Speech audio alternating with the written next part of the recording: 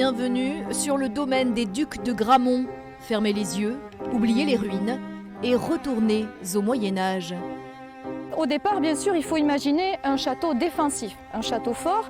Une forteresse qui appartient à une dynastie de guerriers.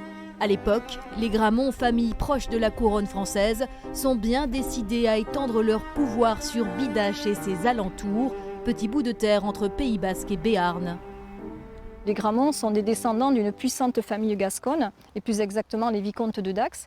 Et à ce moment-là, le vicomte de Dax offre à son fils en cadeau de mariage des terres.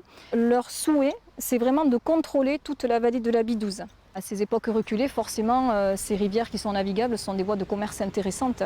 Au fil des siècles, l'importance de la famille grandit, à tel point qu'en 1570, les ducs de Gramont proclament l'indépendance de Bidache. C'est le roi Henri IV, qui est originaire de Pau, qui va reconnaître par lettre patente l'indépendance de Bidache. C'est un plan qui est mûrement réfléchi, c'est-à-dire qu'on retrouve des textes en gascon dans lesquels il parle déjà de principautat, en 1531 exactement. Et cette indépendance de Bidache, ici, va durer 200 ans. Et justement, elle aura les mêmes statuts que pour la principauté de Monaco, c'est-à-dire le droit d'asile, le droit de législation et le droit de justice. Avant la Révolution, le château est à son apogée. Mais les Gramont le délaissent pour habiter Paris.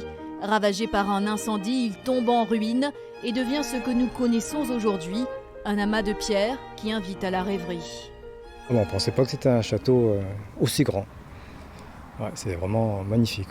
Ouais. Le château est là depuis plusieurs siècles, c'est quand même un petit peu prenant, quoi. Comment ils avaient décidé d'assembler le jardin, le château et comment la vie pouvait se passer autrefois ici.